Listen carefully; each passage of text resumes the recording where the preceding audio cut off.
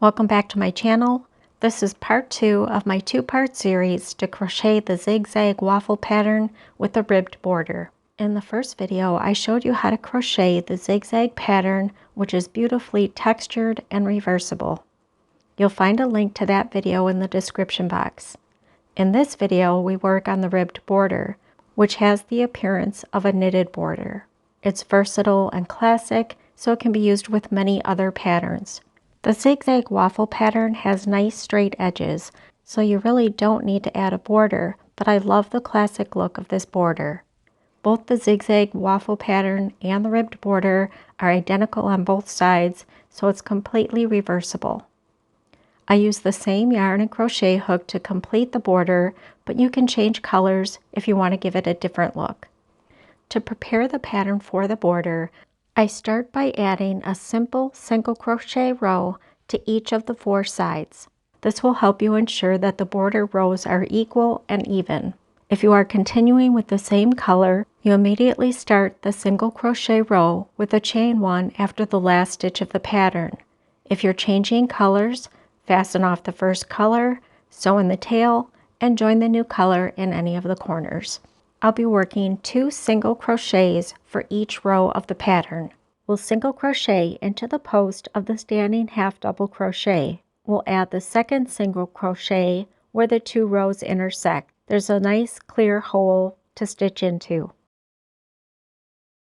Each corner will have 3 single crochets, but at the beginning we'll start with just 1 single crochet and finish the other 2 at the end of the round.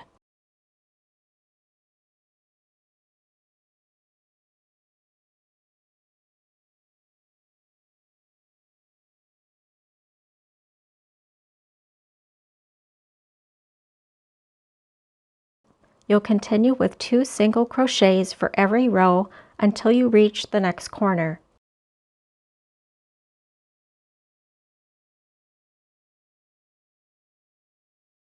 Pause the video and I'll meet you at the end of this side.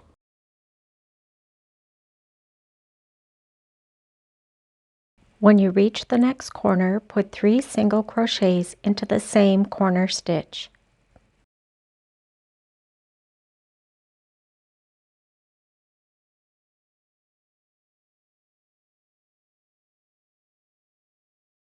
Because we started our pattern by working into the back bumps of the chain, we have this nice edge to work into. The first and last rows of the pattern are going to look a little different. In row 2, we worked around the front post of the stitches in row 1. So when we're looking at it from this angle, it gives the appearance of 2 half double crochets followed by a space. To keep my stitches even and uniform, I worked a single crochet into each of the 2 stitch segments all the way across the row. When you reach the next corner, you'll put 3 single crochets into that corner space. Crochet the third or right side of the project exactly as you crocheted for the first side. When you reach the next corner, you'll put 3 single crochets into that corner space.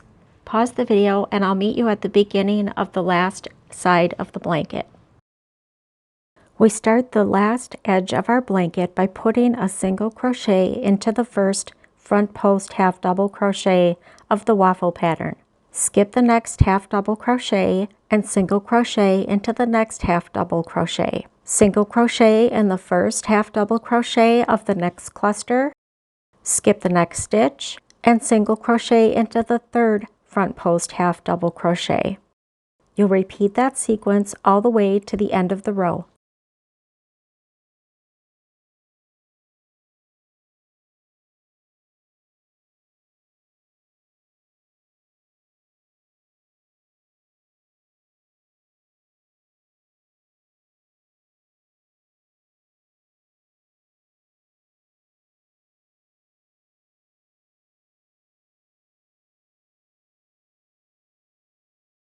When you reach the corner, put 2 single crochets into the corner stitch. This will complete our 3-stitch corner. Slip stitch to the first single crochet that we did.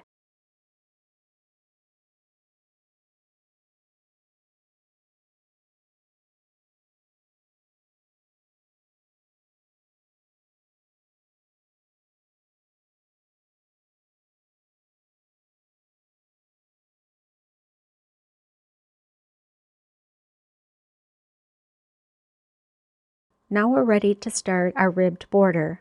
We start by chaining 7.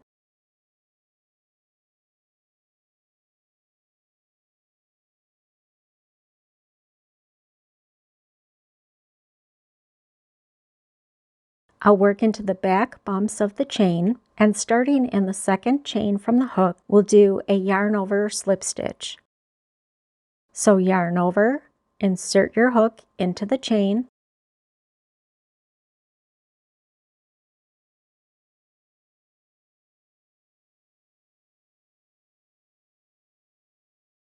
yarn over, pull up a loop, and then pull that loop through the first 2 loops on the hook. I find it helpful to hold on to the first 2 stitches with my thumb. Repeat the yarn over slip stitch for the remaining 5 chains. Now, just like I did with the zigzag waffle pattern, I'm keeping this border really tight. You may prefer to crochet it looser than I am.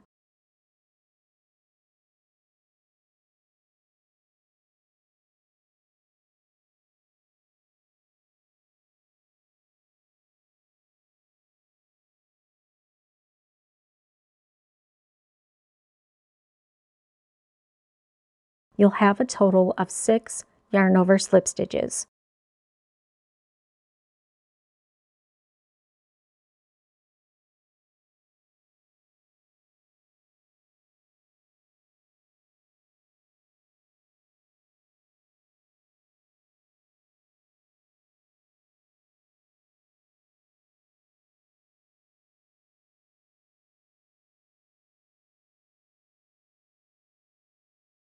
After completing the last yarn over slip stitch, we skip the stitch that we just worked out of and slip stitch in the next 2 stitches.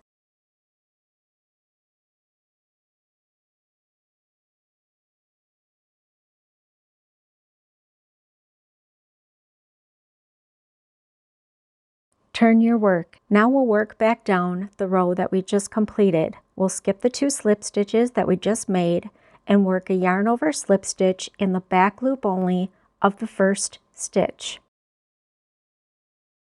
We'll repeat that all the way across the row. We work all of the yarn over slip stitches into the back loops only. This will give us that ribbed look.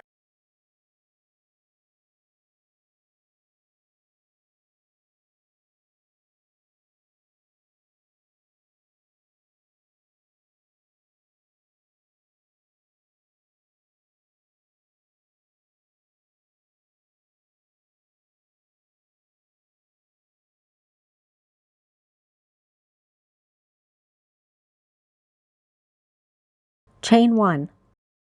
Turn your work. Yarn over slip stitch in the first stitch and the remaining 5 stitches, working in the back loop only.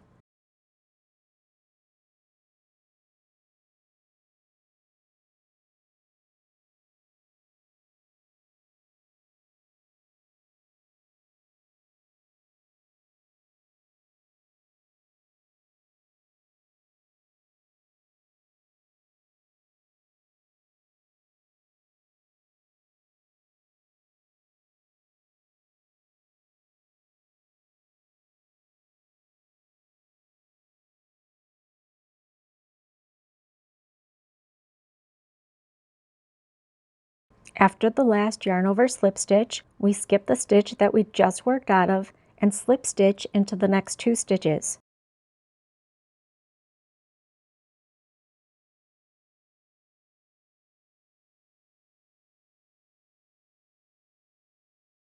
Continue working the yarn over slip stitch until you reach the next corner stitch. Make sure that the last row of yarn over slip stitches is even with the top of your next side. I'll complete one more row so that we're ending on the outside edge.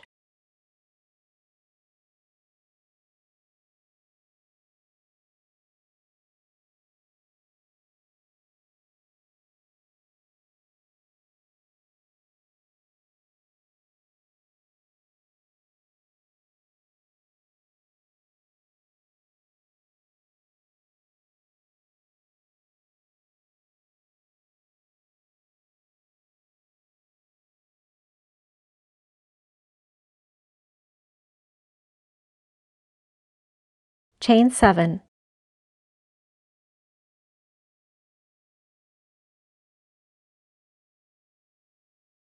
We'll follow the same pattern that we just did working on this side.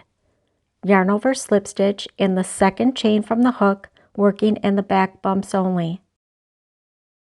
Then yarn over slip stitch in the remaining 5 chains.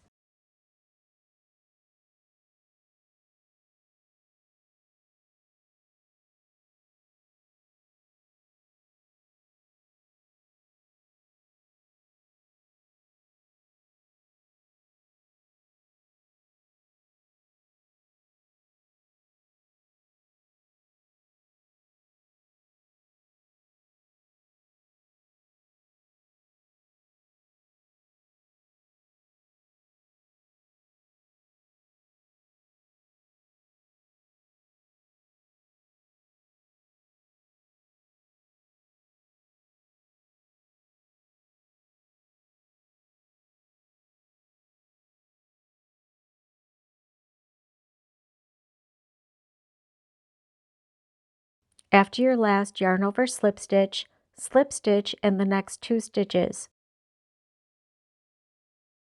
Turn your work, skip the 2 slip stitches that we just made, and yarn over slip stitch in the next stitch. Repeat that for the remaining stitches.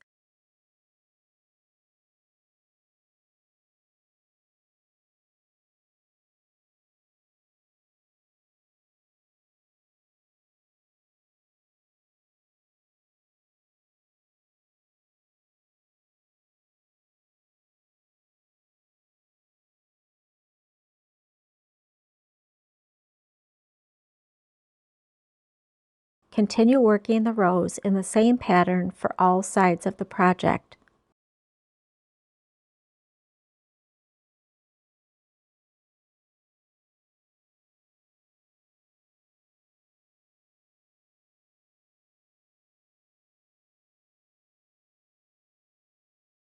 Pause the video and I'll meet you at the end of the 4th side.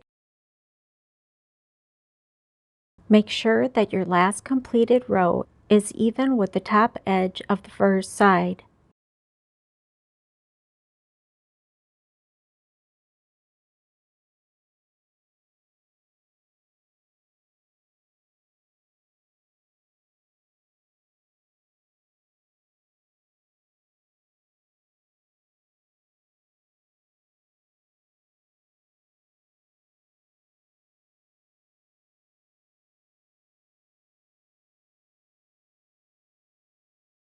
Slip stitch to the first side, then fasten off and sew in the tail.